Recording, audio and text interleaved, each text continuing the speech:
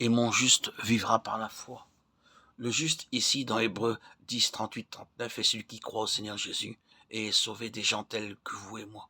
Vivre par la foi signifie que les pécheurs sauvés doivent vivre par la foi jour après jour. Mais s'il se retire, mon âme ne prend pas plaisir en lui.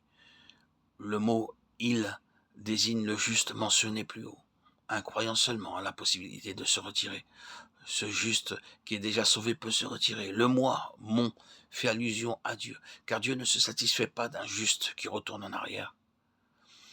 Nous ne sommes pas de ceux qui se retirent pour se perdre, mais de ceux qui ont la foi pour sauver leur âme.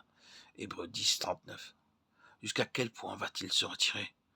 Nous qui avons cru, nous ne périrons jamais, puisque nous avons la vie éternelle. Cependant, nous pouvons nous retirer pour nous perdre. Qu'est-ce donc que se perdre ? Cela ne signifie pas ne plus être sauvé, mais plutôt tout perdre, arracher jusqu'au fondement et avoir toute chose ébranlée. Mais de ceux qui ont la foi pour sauver leur âme.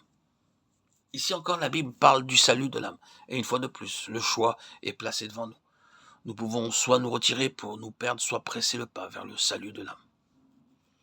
Certaines personnes considèrent la phrase « qui se retire pour se perdre » très désagréable et soutiennent donc que ces paroles ne s'appliquent pas aux chrétiens. Pourtant, les chrétiens seulement peuvent se retirer.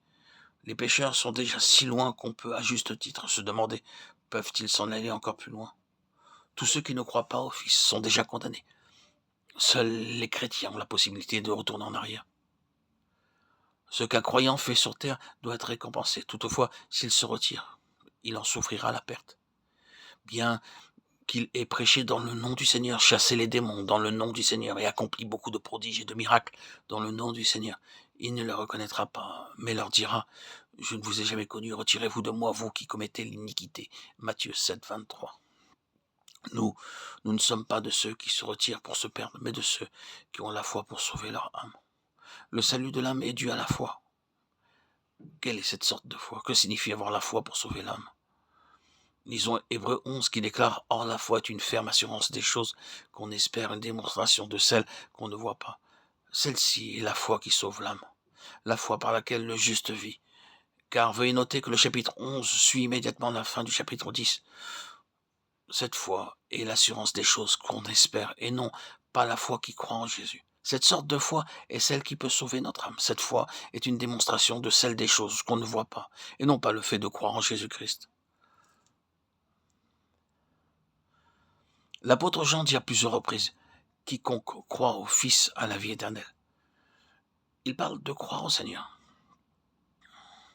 Mais ici, la Bible parle de choses qu'on espère, qu'on ne voit pas. Quelles sont ces choses ? Lisons dans le chapitre 11 d'Hébreux, c'est dans la foi qu'ils sont tous morts, sans avoir obtenu les choses promises. Mais ils les ont vus et salués de loin, reconnaissant qu'ils étaient étrangers et voyageurs sur la terre. Ceux qui parlent ainsi montrent qu'ils cherchent une patrie.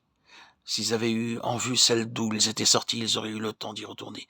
Mais maintenant, ils en désirent une meilleure, c'est-à-dire une céleste. C'est pourquoi Dieu n'a pas honte d'être appelé leur Dieu, car il leur a préparé une cité. Est-ce que nous le voyons maintenant ? Ici, il nous est dit de quel genre de foi il s'agit. C'est croire que Dieu leur a préparé une cité dans le royaume, croire que dans ce monde, ils sont étrangers et voyageurs, croire que leur patrie n'est pas dans ce monde, croire que leur héritage est dans le futur et non pas dans ce présent âge. Cette solide cité ne s'écoulera jamais. Le juste croit dans ce fait, jour après jour et jour après jour, il vit par cette foi. Et en faisant ainsi, l'âme est en train d'être sauvée par cette foi. Quel dommage que tant de croyants oublient qu'ils ne sont que des étrangers et des voyageurs dans cet âge.